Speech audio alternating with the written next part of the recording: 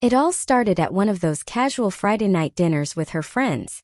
I had agreed to go along, mostly to keep things light and social, but somewhere between the laughter and the wine, I felt that familiar tightness in my chest, the gnawing of jealousy I tried so hard to ignore. My wife, Elena, was radiant that night, dressed in a flowing blue dress that made heads turn and smiles linger. I couldn't help but notice the way some of her friends, particularly Mark, her old college friend, kept stealing glances at her, laughing a little too long at her jokes. I tried to brush it off. It's nothing, I told myself. I trust her. But as the night wore on, every laugh, every playful gesture felt magnified, like a spotlight on my insecurities. I wanted to speak up, to tease lightly or assert myself, but the words lodged in my throat. And then, in the middle of a particularly loud joke Mark made, I finally muttered under my breath, "Really?" Elena froze mid-laugh, her eyes narrowing slightly, and then she said something I wasn't expecting.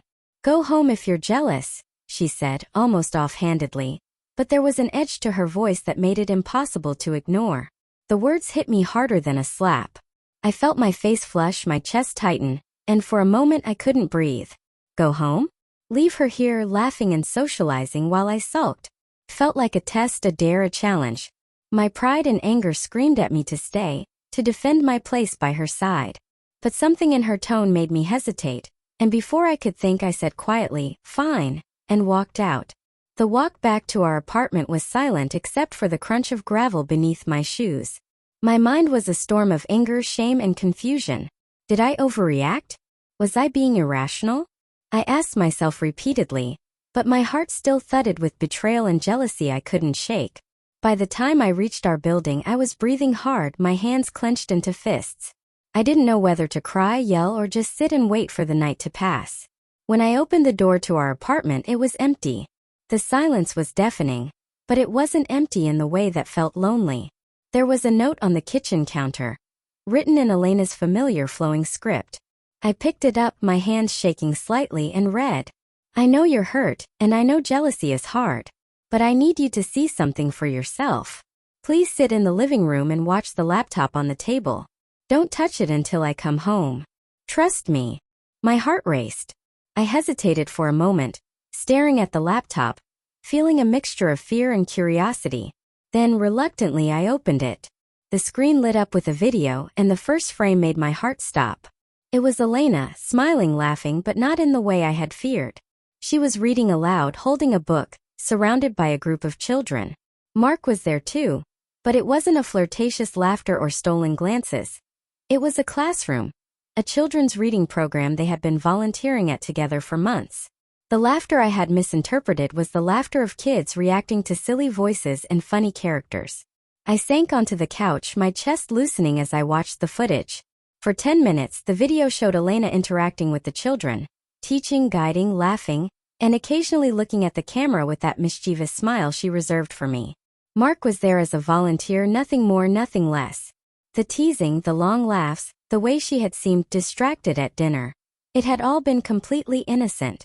And then the video ended, and a new message popped up on the screen. "I know how hard it is to trust, especially when jealousy creeps in. I didn't tell you tonight because I wanted you to see the truth for yourself. I love you and nothing, not a glance, a laugh, or a joke could ever change that. Please forgive me if my teasing tonight made you doubt us." I sat there stunned. My chest ached, but this time it was a different kind of ache, relief mixed with shame. I had allowed jealousy to cloud my judgment, to make me doubt the woman I had vowed to love and trust. And in that moment I realized something. Elena hadn't shut me out. She had given me the choice, a test of my trust and patience, and she had done it in a way that reminded me of how much she loved me, how carefully she protected our relationship. When she walked through the door a little later, I stood up, my throat tight, my eyes brimming with tears. She smiled softly, taking in my expression, and I stepped toward her, holding out my hands.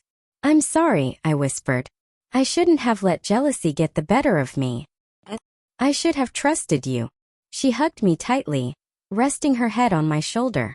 "And I shouldn't have teased you like that without giving you a clue," she admitted. "But I wanted you to see the truth for yourself. I wanted you to realize that nothing, absolutely nothing, could shake what we have." I held her for a long time, feeling the warmth of her body, the steady beat of her heart, and the truth of her words sinking into me. That night, something in our relationship shifted. I understood in a deeper way than ever before that trust wasn't about controlling each other or testing limits. It was about understanding, communication, and the willingness to see beyond fear and insecurity. We sat together for hours talking about everything: the dinner, my jealousy, her intentions, and the small misunderstandings that could have torn us apart. By the time we finally went to bed, the tension that had haunted me all evening had evaporated, replaced with a profound sense of connection and love. That night, I learned a lesson I would never forget. Jealousy, left unchecked, can twist reality, make shadows out of ordinary moments, and poison trust. But love, real love, requires patience, communication, and the courage to trust when doubt tries to creep in.